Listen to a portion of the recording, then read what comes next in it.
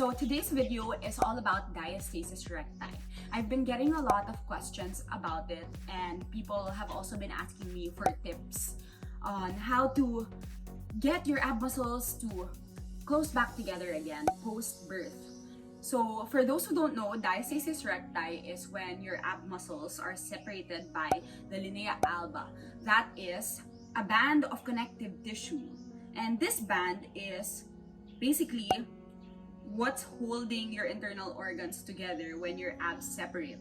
That's why it causes that bulge in our tummies.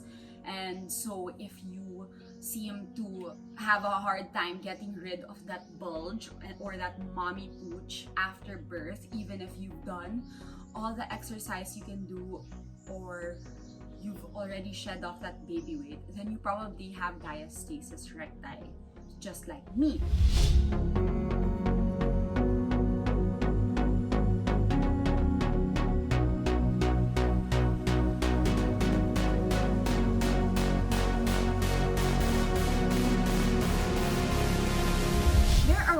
To find out if you probably have it. Some symptoms include bloating, constipation, you can also get lower back pains, and the bulge.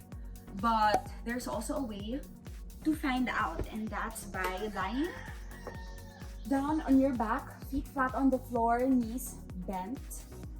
Lift your head a little, and then you can put your finger in your belly button to see if there's a gap. See, I actually still have a gap. 3 months after giving birth, that was when I got the go signal from my OB to begin with exercise therapy. I actually had a 3-finger gap, but now I just have a 1-finger gap, and it's been 7 months, 6.5 months since.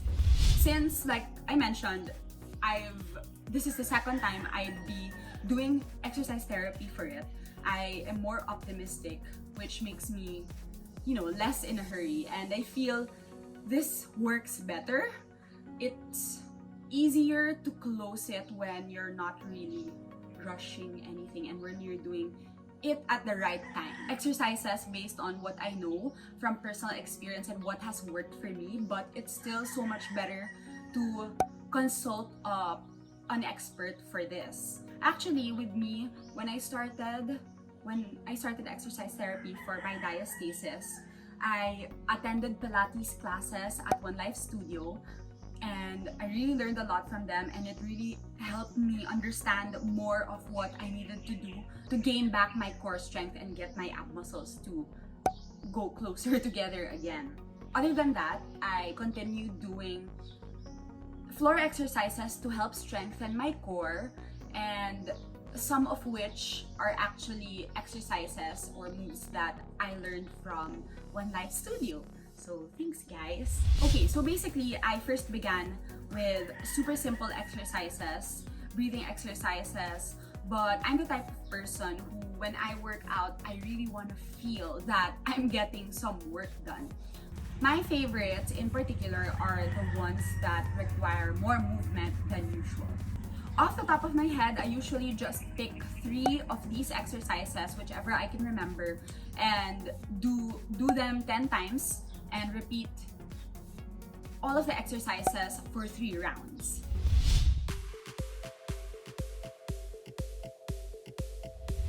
The first exercise is called pelvic tilts. What you have to do is lie down on the floor, feet flat, knees bent. So I learned in One Life Studio that you have to imagine that there's a blueberry right below your back that you are trying not to squish. And that should be the distance of your back and the floor. Also, don't forget to engage your core. So you slowly lift your hips up towards your face.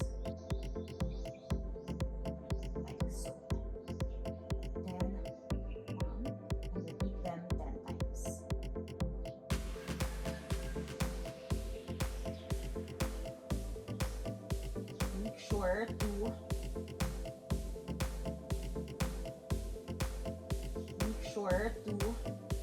engage your core.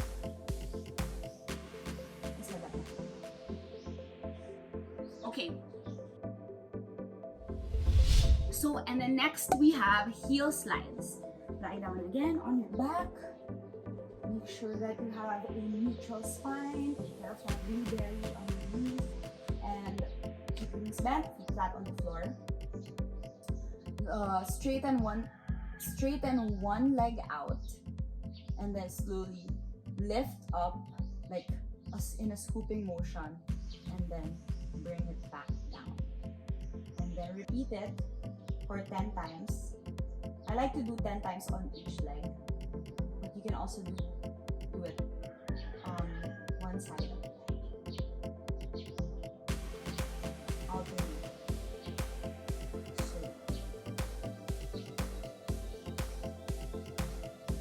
A good tip I can give to know if you're doing the exercise right is if you really feel it on your in your core.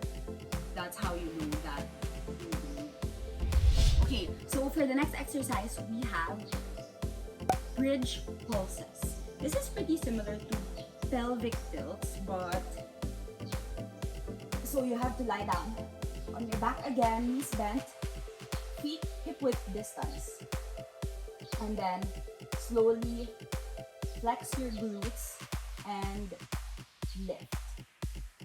When you lift, you get your feet close together, and then your knees have to be pointing opposite direction so that that's how we can keep our feet together. And then hold.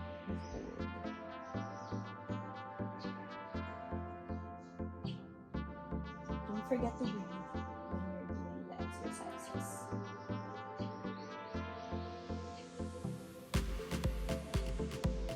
I've gotten so familiar with all the exercises because I do it that regularly, but it's my first time to be sharing it with you guys, so it's just now that I'm realizing how hard it is to teach and talk while you're doing the exercises. Okay, so next we have alternating leg circles. Lie down, legs together, palms flat on the floor. Under your back. And lift your legs slowly, then stretch out one leg and take a circle. Then bring it back, and then the opposite side.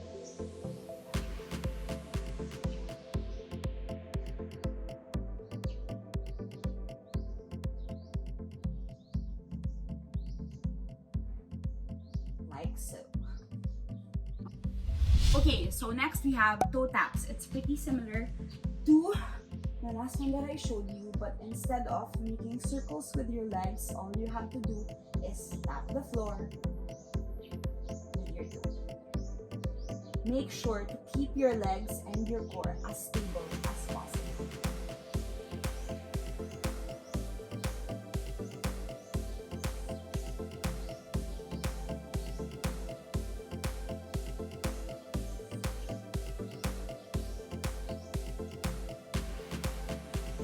Oh, and also, this is something that I'm guilty of, but one thing that can help with your diastasis is if you lift,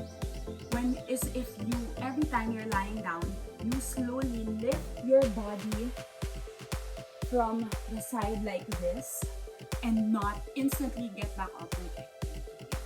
It's something that I keep forgetting, but that's such a great tip that really would help immensely. It would, because it's a good habit to keep, so that even if you're not able to get all of these exercises in daily, at least you're doing something to take extra precaution and not worsen the condition of your diastasis. Okay, next we have lying knee pulse.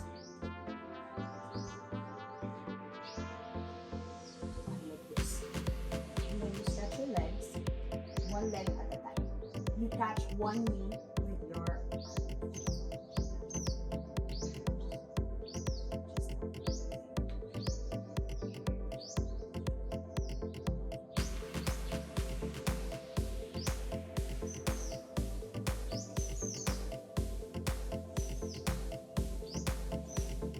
Like so. I kind of had fun.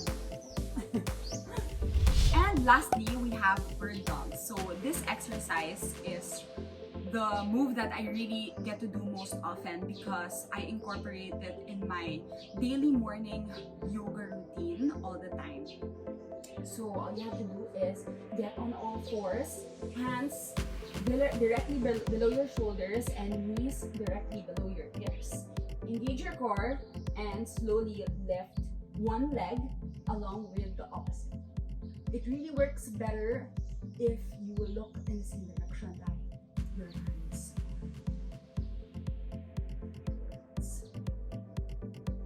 And then go on to the next. Switch. So this requires two sides as well. For exercises that require both sides, I usually like to do them 10 times instead of 10. So that's the first.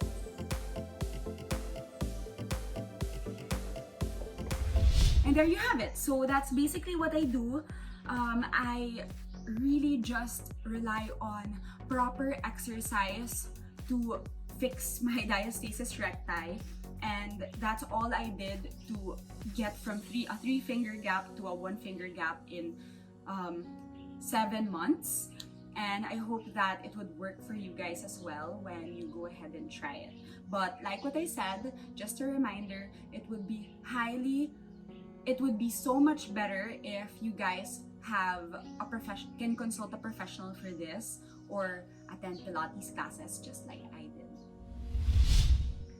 Bye guys! Thanks for watching!